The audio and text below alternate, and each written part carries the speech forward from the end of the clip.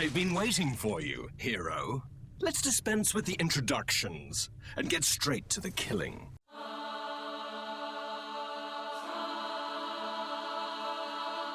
Welcome back, friends and family. My name is Codiferrous, and today I'm bringing you the long-awaited Ninja Gaiden 3 Razor's Edge, all bosses ranked from easiest to hardest. I put a long delay on delivering a ranking for this game because I had so many mixed feelings about even playing it in the first place, but after a long line of requests, promises of the great mechanical challenges introduced in Razor's Edge, and the release of the Master Collection, I felt like the universe itself was begging me to release this.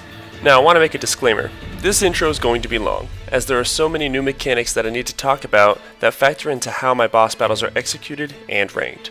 More so, for the first time, I'm going to be talking about the story of the game and giving a broad overview while trying to be as spoiler-free as possible. But before that, I want to remind you to please understand that this entire video is based on my personal opinion and is not unshakable fact. Now, according to legend, the original Ninja Gaiden 3 bombed in 2012, with critiques aimed at both the game mechanics and story, which surprised me to hear. About 5 minutes into the game, I could see exactly what they were talking about. Ninja Gaiden wasn't ever really known for its immaculate storytelling, just the action. But in this title, the studio tried to create a story and give characters actual personalities. And, well,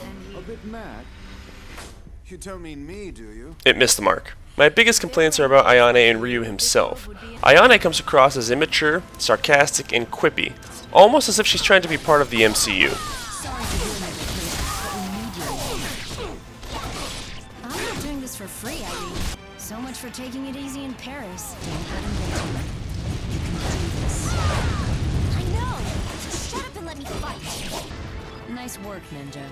You sure don't fight like a little girl. Who are you calling a little girl? You see what I mean?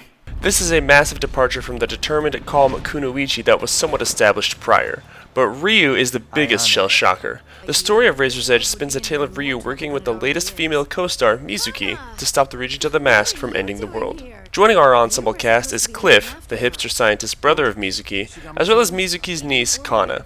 Kana's parents died sometime prior to the story, and she is now in the care of Mizuki. And thus begins the strangest narrative of Ryu attempting to misfit his way into this family. This didn't sit too well with me. Again, Ryu has been depicted so far as being nigh emotionless and very serious about the mission. Very close to a silent protagonist for all intents and purposes. And here, the studio tries to superimpose an entirely new personality on him. This is in line with what happened to the Master Chief in later Halo titles. The emotions felt forced and disingenuine. Ryu had no real care for the likes of Sonya, Ayane, or Rachel, three individuals who helped him save the world on multiple occasions, but now he suddenly develops a conscience and a heart because this little girl exists in his vicinity. Now, I could overlook this were it not for the biggest travesty that was ever committed, and that was revealing Ryu's face. Hello, Kana. My name is Ryu. That means dragon. That's right. In multiple cutscenes, Ryu is without mask. Combine this with the departure of his previously stoic personality, and all the mystery that comes with being a ninja vanishes with the wind. Yes, I am aware that his face was revealed years prior in Dead or Alive, but to have it done in canon is another sin entirely. In short, it was just hard to really care about the characters or Ryu's character development. Fortunately, I don't play these games for the story, but to have a good time.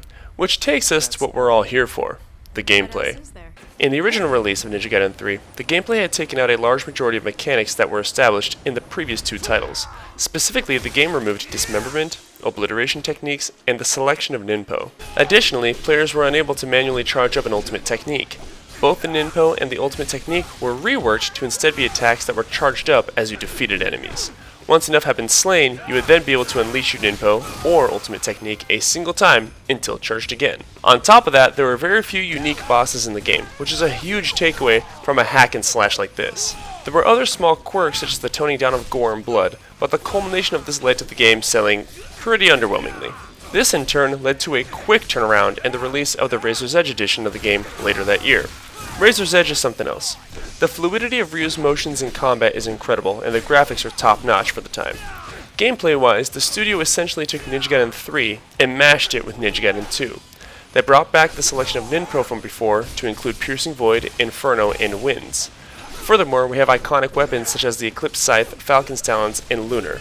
With Razor's Edge, we can once again charge up ultimate techniques in a free state, perform the iconic obliteration techniques, and the combat is ad-libbed with that familiar shade of red. This was all well received by many fans of the series, and because of this, Razor's Edge was ultimately included in the Masters Collection instead of the base game. I must say that even though the game feels so familiar, it still plays so much differently than the previous titles. And the most noticeable aspect is just the combat overall. First of all, I gotta mention the Steel on Bone, aka SOB, mechanic. Essentially serving as a counterattack, Steel on Bone allows Ryu to insta-kill enemies in a murderous chain by strong attacking at the right moment that an enemy attempts their own strong attack on you. If you keep mashing the strong attack button after hitting your first Steel on Bone, you will chain your attack to net multiple kills. The mechanic is the clear highlight feature of the game. It is powerful in that it not only dispatches foes quickly, but it has an added heal that gives it far more value than anything else. This is because the encounter system has been revamped. First of all, healing and Ninpo items have been removed entirely. In tandem with this, Ryu is only healed in 3 primary instances: when you cast Ninpo, when you execute SOB chains, and when you finish an enemy encounter. But understand that when you complete an encounter, your max health bar is reduced based on the amount of damage that you took in said encounter. You are only restored to max health upon finding a save point. This means that encounters are more difficult and technical, as you cannot just mash attack buttons and tank unnecessary damage. Additionally, I cannot recommend enough going into a boss battle with full or close to full Ninpo to ensure that you have at least 1 heal per fight. Stemming from this, there is a 4th way of healing that needs to be addressed. Razor's Edge introduces a skill tree system in this game that awards you karma based on how well you perform in each encounter. These karma points are consequently used to upgrade your weapons, Ninpo, and attain new skills.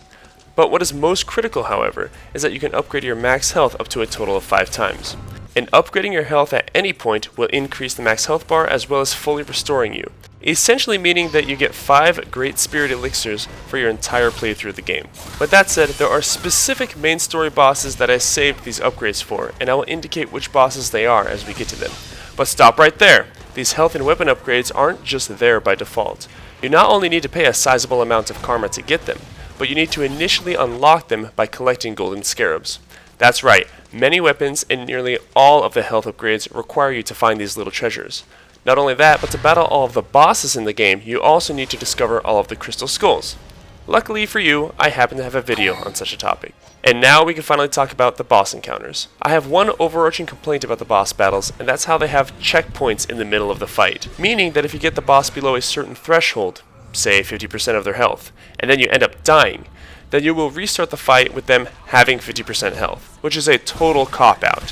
After discovering this, I proceeded to quit out of the game to restart the fight fresh from the beginning, as the Ninja Gaiden gods intended. There are other gripes I have, but those are more boss-specific. Now, to wrap up this lengthy introduction, I want to highlight some key points. This video is entirely my own opinion. Everyone's experience with the game is going to be unique, so your list is likely to be different than mine. Next, the following footage you're about to see is recorded on normal difficulty, where I strictly used the Jaren Maru, and later the Blade of the Archfiend, to keep things consistent with rankings on previous titles. Most important to mention is that this boss ranking will not include the Crystal Skull bosses. Originally I tried to incorporate them into this list alongside the story bosses, but because of how different the Crystal Skull bosses are in comparison, it was deemed best that I give them their own video. Now, I wouldn't be doing my job if I didn't demand tribute to the channel and request that you subscribe. These videos take a copious amount of effort and time to create, and your support means the world to a growing boy like me. Alright, intro over. Now, let's analyze each boss's attacks, defensive measures, abilities, and bullshit factors to determine who is the mightiest of them all.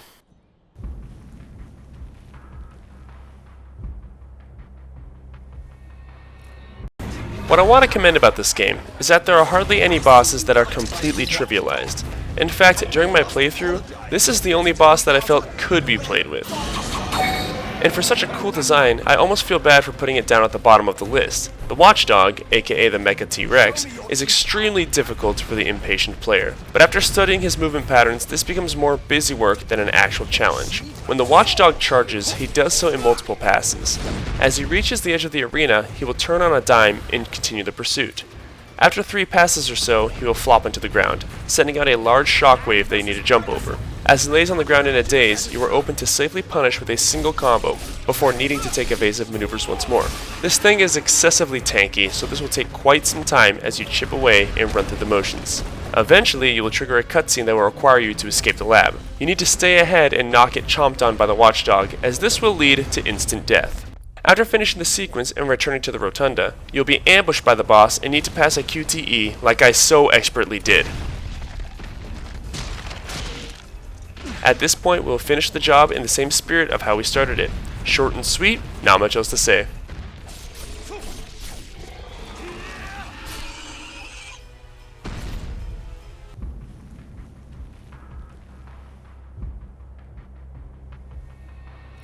You will come to find that for nearly every boss in the game, running it without a plan will get you absolutely destroyed, and this rule applies from the very beginning with the first boss. Moving on to the next entry on our list, we have the first official boss of the game, the Spider Tank. The Spider only has a few attacks, but this does little in giving you an advantage. To defeat it, you need to destroy the armor on each leg before subsequently cutting the leg off. It sounds easy enough in theory, but this is not your father's video game, and there are no training wheels. Once you destroy a single leg, the Spider will relentlessly spam its shock slam attack. This attack is unblockable, covers the boss almost entirely, and it comes out with little startup. The boss's attacks are signaled more by sound than anything, but even with hearing the audio cues, the end lag of most of Ryu's animations make it impossible to dodge everything. Not only that, but the Spider will constantly, incessantly, relentlessly launch missiles.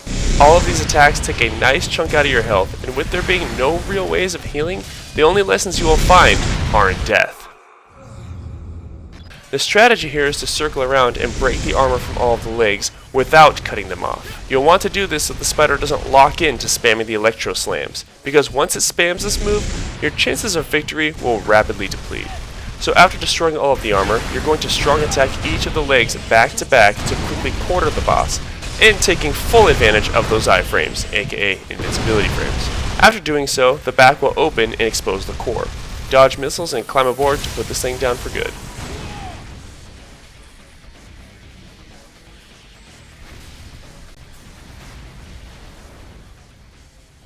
Amazing. Such power.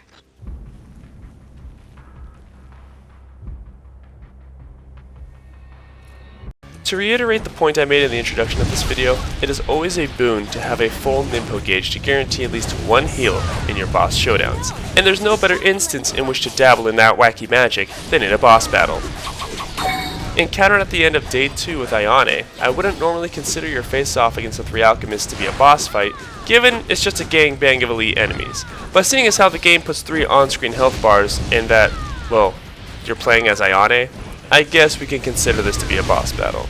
The alchemists are atrocious enemies to fight against when you encounter them for the very first time as Ryu, and I want to give them an honorable mention on this list while we're on the topic, as they handed my ass to me while I was initially learning how to fight them. But even after learning how to fight them, yeah, they're still annoyingly awful. Typically, to defeat these enemies, you would break their shield before charging up an ultimate technique, aka UT, and running that on repeat. But the black-clad alchemists with swords do away with the magical barriers and opt for rushdown tactics. As Ayane, your combos have a lot of self-displacement, so I went full aggression in my approach, cutting through their guard and mixing in level 1 UTs. There isn't anything exceptionally crazy to worry about.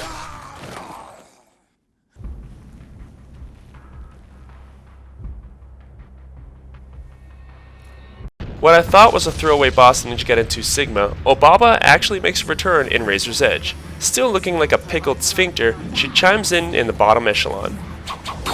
Obaba has grown in size and now resembles something that Kratos would slaughter in God of War. It's epic, it's different, but that doesn't mean it's challenging. The battle focuses on defeating groups of enemies while periodically interrupting colossal pimp slaps from Obaba. The goal is to attack the giant balls on her various limbs. Cut your way as best as you can through the mobs, and when the camera focuses on Obaba readying an attack, use your bow to interrupt her. Otherwise, focus on the weak points and press on. And that's honestly all that there is to this fight. Wish I had more to share. Bully day, friends!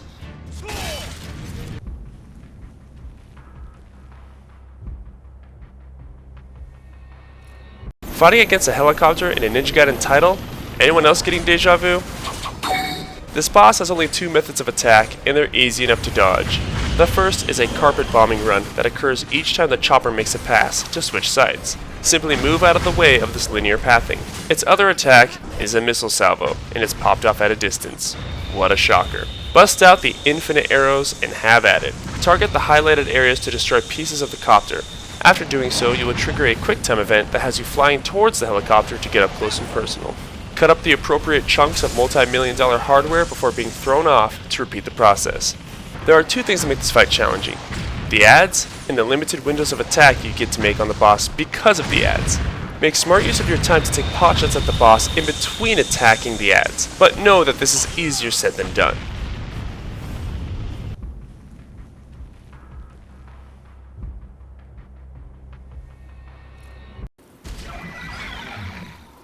These things just keep getting more disgusting.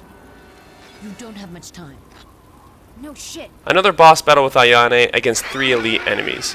Because I featured the alchemists, I figured it's only fair to feature the triple prototype goddess Loveless bout. As with any multi-boss battle, you want to do your best to focus on one at a time, to minimize the number of enemies you have to deal with as soon as possible. Each of the goddesses has their own variation of attacks and approaches, so pick your favorite one and just home in on it. The best thing you can do here is execute a steel-on bone each time the goddesses go for a power attack. With how much armor they get on their attacks and how frequent they press their advantage, you need to dodge your way to an opportunity to shave off some limbs. Once you reduce the number of combatants, then you can fight the bosses for real. There's a plethora of different attacks to look out for, but naturally, the signature grapples are going to be the most devastating. Going full aggro can be fun for this fight, but the careful, reactionary approach is going to be the most successful. Seeing that this is the final boss fight that you have while playing as Ayane, I have no qualms about using my level 4 health upgrade in this bout.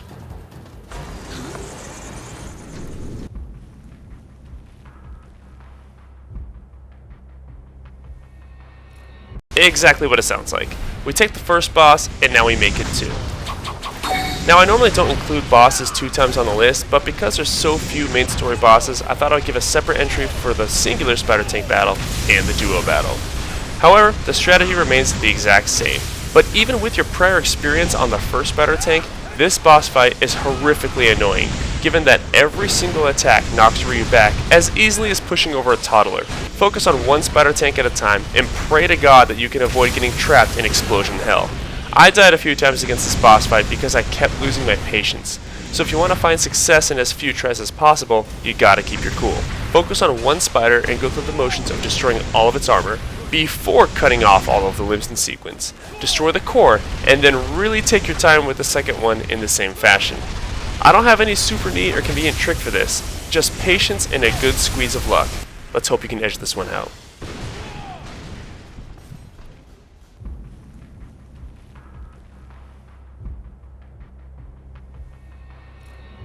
A bit of a strange boss, LOA Chairman Ash Tier is actually a Power Ranger.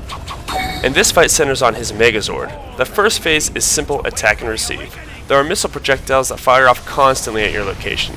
He intermixes this with his 2-arm cannons. The flamethrower attack is his most troublesome offense as it has a massive range and sweeps the majority of the field. The other arm is used as a melee attack that unleashes a shock nova upon making contact. The method of damaging this boss comes from attacking the arms after he completes an attack. Dodge, then counterstrike, all the while avoiding explosive ordnance. It may seem like a lot to take in at first, but you'll find a rhythm to it before too long. That is until we get to phase 2.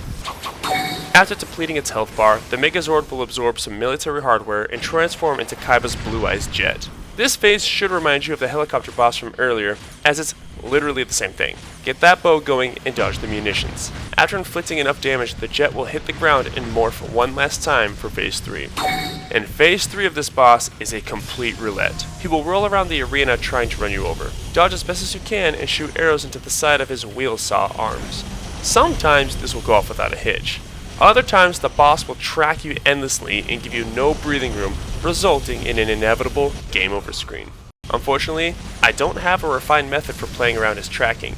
I opted for getting myself as much spacing as I possibly could before taking my shots. Upon depleting the health bar, the boss will trigger a quick time event that requires you to dash underneath. Do this and press strong attack at the right moment and the mech will explode. Approach Ash Tier while he gives his final goodbye speech and put an end to the cause.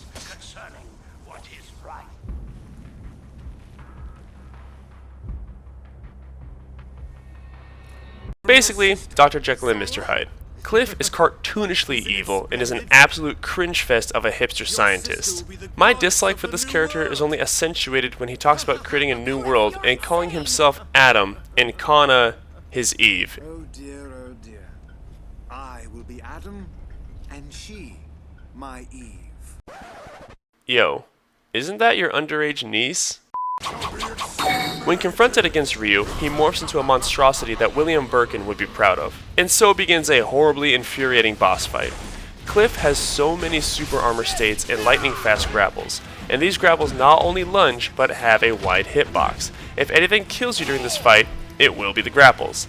The key is to perform a steel on bone at the proper time to counter his grapple, and never go for extended combos when you punish Cliff. If you try to maximize your output, he retaliates with, you guessed it, another grapple.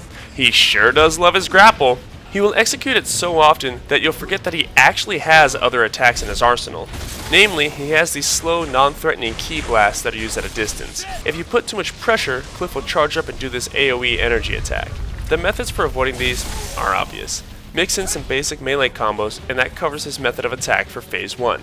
When Cliff reaches around 130 HP, he will take to the skies to enter Phase 2.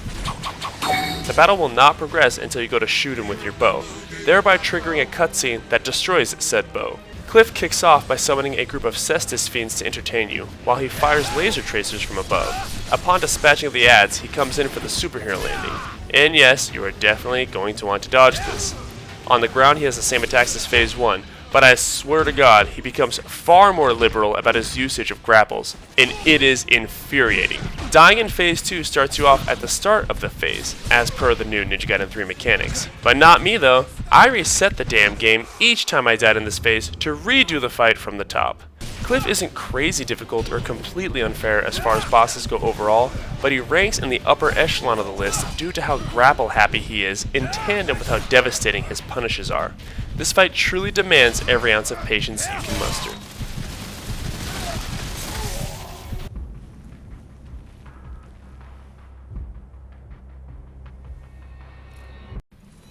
Masks. They allow one to play a role by hiding one's true face. Your mask is no different. Hero or murderer? Which is the true face of Ryu Hayabusa? Saying that I don't like repeated boss fights has been a foundational statement on this channel. I usually chalk it up as lazy for the developer, tedious for the player, and lame overall. But strangely enough, it didn't bother me as severely when it came to the repeating encounters versus the Regent of the Mask, as you fight this guy 4 times in the story. Some of these fights are harder than others, and that his AI, total health pool, and damage output are tweaked at each bout. But for this list, I'm going to give the placement to your, spoiler alert, final encounter against Theodore. I died 8 times in total against all 4 fights against the Regent of the Mask, but 5 of those deaths were from the final encounter alone. This is my second favorite boss to fight in the game, as he has a wide move pool, no crazy gimmicks, and the fluidity of the battle makes the whole thing feel like a duel between 2 skilled swordsmen. Not to mention that the Regent's boss theme is kick-ass. This fight is what Ninja Gaiden is all about, analyzing his attacks, playing around them, and then searching for your opportunity to strike. The reason that this particular encounter outshines the others is that it is here while you are at endgame, with Ryu being at his strongest, that Theodore rises to the challenge to equal you out. He has multiple grapples and they all do a mind-boggling amount of damage. Not to mention that these grapples are very difficult to counter without having in-depth knowledge of how the Regent fights. More so, he boasts several melee combos that all function differently regarding range and the timing of strikes. But the most important attacks are his charging thrust and charging grapple. As the name would imply, Theodore will gap close you and follow through with either a solid damaging pierce or a high damaging grapple. Both are bad for business. I would advise going against what you see me doing here, which is going for extended combos. After dying to him several times, I got impatient and Hail Married my way to victory in this all-out assault that you are witnessing here. A more analytical approach will probably prove to be more consistent.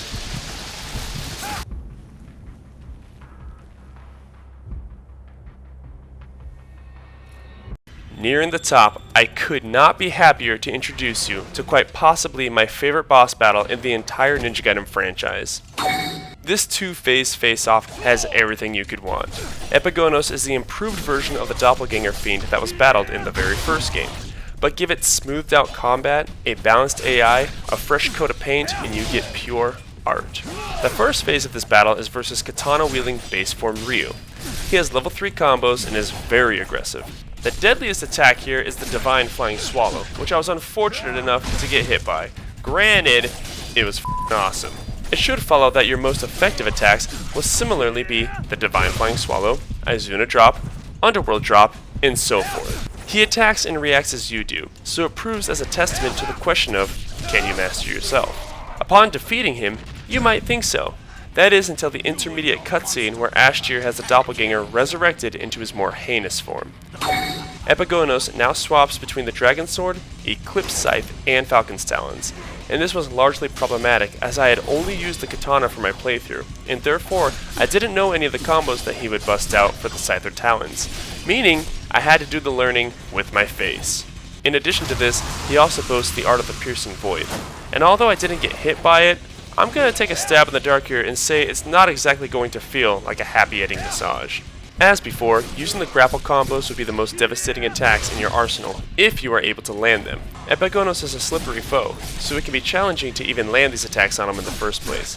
I had far more luck in taking advantage of the end lag of his own combos and hitting him with level 1 UTs. In my experience, the Scythe is his most troubling weapon, as it has extreme damage output, super armor on most attacks, and a surprisingly long reach. The best advice I can give is actually something I discovered while editing the video. When the boss has the Eclipse Scythe, he will occasionally charge up an ultimate technique. My instincts originally told me to run away and attempt to dodge, but if you notice the telltale aura he gets when charging up, you will know that you can actually hit him with a steel on bone, which I did on accident while button mashing. You need to be fast, however, as getting hit by this will absolutely decimate your health bar. If you are a first-time player, this is a very difficult fight. So if you find yourself hitting the game over screen more than once, don't get discouraged. I failed against this phase of the boss fight quite a number of times as I worked to learn his combos and attack patterns. It's all a matter of practice. Hang in there and push on.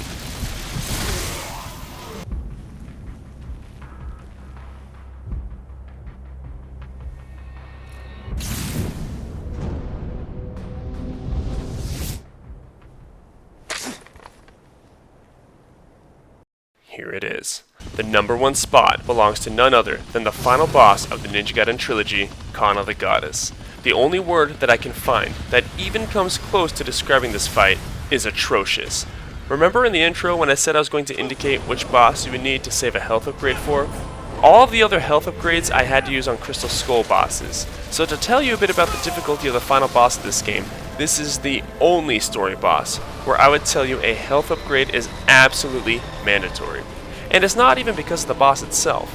Let me explain. At the beginning of the battle, you need to slaughter waves upon waves of Celsus fiends to charge up your Ninpo to unleash the true Inferno before you can even begin to damage Goddess Kana. And let me tell you, this endurance round is as brutal as they can get. These enemies are already a thorn to deal with in that they have solid stats all around and can easily mob on you. And their signature self-destruct grapple is no laughing matter. But while you're chopping along, the goddess is unleashing an unceasing bombardment at your location, all the while slamming down on the arena in an effort to send you to the Shadow Realm. And don't think you can cheese this section by walking in with full Ninpo, because the meter is emptied out upon initiating the cutscene. Now the thing is, the boss fight itself isn't too bad. However, if I am to remain consistent and apply the same logic that I did for the Necromancer fight in Castle Crashers, then I have to include the preliminary endurance match that you have versus the Celsus Fiends as a part of this boss fight evaluation. And with that considered, the results are in. And what we have is... Okay. Yeah, let's zoom in. Move the subject north by northwest. Change focus. Okay. Enhance that image. Just as I thought. It's bullshit. The endurance round alone serves as the antithesis to the epic bosses that are Epigonos and Theodore, and that Kana stands as possibly my least favorite boss in the entire series. It is so punishing and unrelenting that it is absolutely imperative that you save one of your healing upgrades to guarantee a single chance at replenishing yourself. If you didn't save a health upgrade, or just don't have the karma to afford it, just restart the game, because it will take you less time to replay the game with a health upgrade slot than it would for you to beat this entire run in one fell swoop. On my successful run versus the boss, it took approximately 4 minutes before I could cast the Art of the True Inferno. But let me tell you, it took 26 minutes before I beat her initial endurance round even a single time, just to give you an indication to how often I died. But after casting the Art of the Inferno, things get far better, as Phase 2 is just a matter of dodging the largely choreographed attacks and then cutting at her arms. It's as simple as can be. Or so I thought, until this boss did the unthinkable. When you get Kana low enough, she'll do an empowered arm slam that breaks off a section of the arena. And if you are standing in it when she does this, guess what happens? No, please. You want to take just a single guess what happens? Well, you don't need to. Let me show you. You die. Now the boss restarts you after the endurance round, which is nice, but because of the rule I made at the intro of this video, I reset the entire fight back to the endurance round. Because I like suffering, I guess. What a shame. A decent game with such beautiful gameplay, and they had to end it with the most tedious, infuriating, and overall boring boss fight. It's like eating a delicious feast only to wash it down with black licorice and sewage. Thank God I never have to come back to this game and ever do this again. And that's going to do it for this list. The Harmless Henchman Award for the least threatening boss goes to Obaba. Out of all the bosses, I really believe this is the one that you are most likely to beat on your first try. In contrast, the Lethal Adversary Award for the most deadly encounter is undisputedly Kana the Goddess. Although the Regent of the Mask tied with Kana for the number of times that they killed me, the sheer steepness of the fight against Kana brushes Theodore to the side. Thank you all so much for your patience in waiting for me to turn the final page on this series. I really do appreciate it and all of the support that you guys have given me. Take care, stay safe, stay happy, and I'll hopefully see you soon for the next one. Bye bye.